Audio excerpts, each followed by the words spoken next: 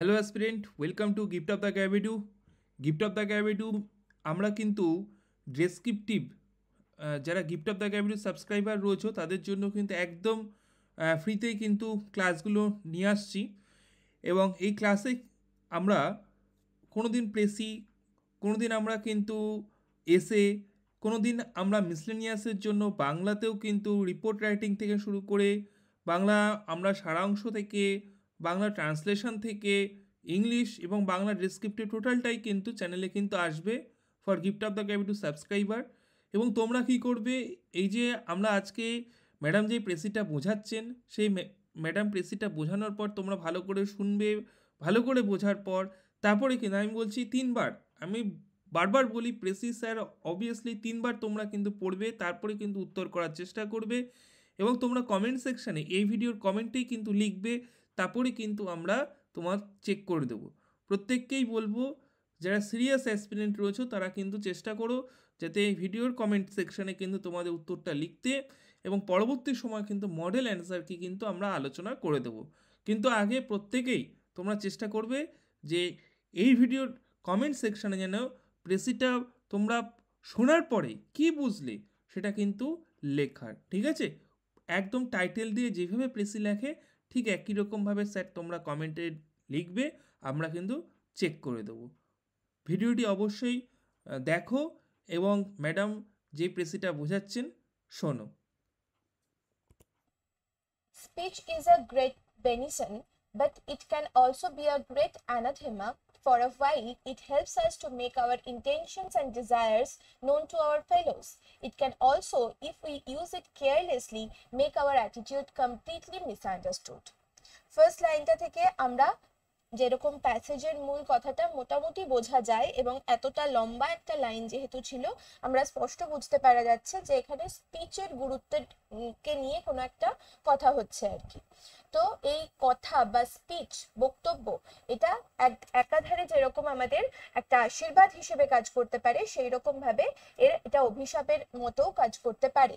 কারণ কি আশীর্বাদ কেন? কারণ এটা আমাদের ডিজায়ার, ইন্টেনশন, আমাদের ফিলিংস এটা এক্সপ্রেস করতে আমাদেরকে সাহায্য করে। কিন্তু একইভাবে একই সাথে যদি এটাকে আমরা ঠিক মতো ব্যবহার না করতে পারি, তাহলে এটা কি করতে পারে যে আমাদের ইন্টেনশনটা মিসআন্ডারস্টুড হতে পারে, আমাদেরকে কেউ ভুল বুঝতে পারে, আমার অডিয়েন্স যে বা যারা, তারা আমাকে ভুল বুঝতে পারে বা আমার কথার অন্য অর্থ তারা বের করতে পারে। তাহলে a slip of the tongue, the use of an unusual word or of an equivocal word and so on may create an antagonist where we had hoped to win a friend. তাহলে কি বলছে যে a slip of tongue, যে ভুল করে বলা একটা কথা, the use of an unusual word, অস্বাভাবিক কোনো কথা, or of an equivocal word, যে কথার হয়তো দ্বার্থক মিনিং আছে বা মানে বলছি একরকম ভাবে কিন্তু বোঝাতে চাইছি এরকম, ইকুইভোকাল এই জিনিসটাকে বলে। তো এটা আমাদের কি তৈরি করতে পারে? অ্যান্টাগনিস্ট বা আমাদের এনিমি তৈরি করে দিতে পারে, where we had hoped to win a friend, যেখানে আমরা বন্ধুত্ব করতে গিয়েছিলাম, বন্ধু বানাতে গিয়েছিলাম, কিন্তু আমাদের কথা আমাদেরকে আমার প্রতিদ্বন্দ্বী বা বলতে পারি যে এনিমি তৈরি করে দিতে পারে। তাহলে এখানে স্পিচের পাওয়ার কতটা, কথার গুরুত্ব কতটা, সেই জিনিসটা এখান থেকে আমরা বুঝতে পারছি। তো এখান থেকেই আমাদের টাইটেলও হয়ে যাবে এবং একই সঙ্গে আমাদের মেইন পয়েন্টের মধ্যেও এটাই প্রথম আসবে।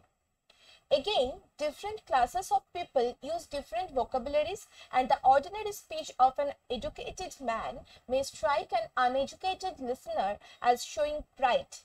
Unwittingly, we may use a word which bears a different meaning to our listener from what it does to men of our own class.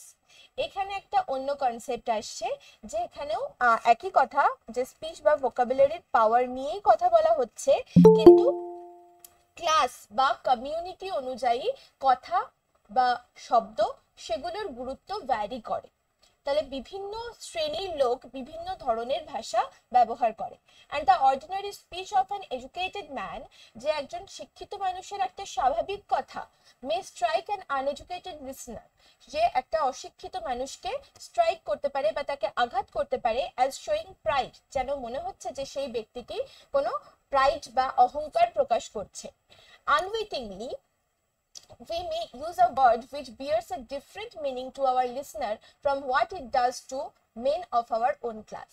যে আমার মতন যে সমস্ত মানুষেরা, এখানে ক্লাস বলতে যে শুধুমাত্র আপার ক্লাস লোয়ার ক্লাস সেটার কথা বলা হচ্ছে না, ক্লাস বলতে এখানে যত রকম ডিফারেন্স হতে পারে, সেটা এডুকেটেড আনএডুকেটেড ডিফারেন্সের কথা বলা হচ্ছে, বা এজ অনুযায়ী ক্লাস বলতে পারি আমরা। তো আমি হয়তো একটা নর্মাল কথা কিছু একটা বললাম, কিন্তু সেটা হয়তো অন্য অর্থ আমার লিসনার বা আমার শ্রোতার কাছে তুলে ধরলো। আমার ক্লাসের বা আমার শ্রেণীর কোনো মানুষের কাছে হয়তো সেই অর্থটা করতো না, কিন্তু অন্য শ্রেণীর মানুষের কাছে তার অর্থটা হয়তো ডিফারেন্ট বা খারাপ হয়ে গেল। তাহলে এই পুরো যে জিনিসটা আমরা দেখলাম, এখান থেকে আমরা একটা জিনিসই একটা পয়েন্টে ড্র করতে পারছি যে মানে দ্য স্পিচ বা বলতে পারি যে vocabulary varies from class to class, varies to different people of different classes or people of different বলতে পারি areas। বিভিন্ন আলাদা আলাদা ভাবে আলাদা আলাদা ক্লাসের মানুষের কাছে শব্দ এক একজনের কাছে এক এক রকম মিনিং বহন করে। Thus, speech is not a gift to use lightly without thought. তো স্পিচ সেই কারণেই এটা একটা গিফট, এটা একটা উপহার তো ঠিকই, যেটা চিন্তা না করে ব্যবহার করার জন্য নয়, but one which demands careful handling. যেটা কি দাবি করে না, কেয়ারফুলি সেটাকে হ্যান্ডেল করা হোক, এটাই দাবি করে। Only a fool will express himself alike to all kinds and conditions of men. তাহলে একমাত্র একজন বোকা মানুষই হবে যে একই রকম ভাবে সকলের সঙ্গে, সমস্ত ধরনের মানুষের সঙ্গে একইভাবে কথা বলবে।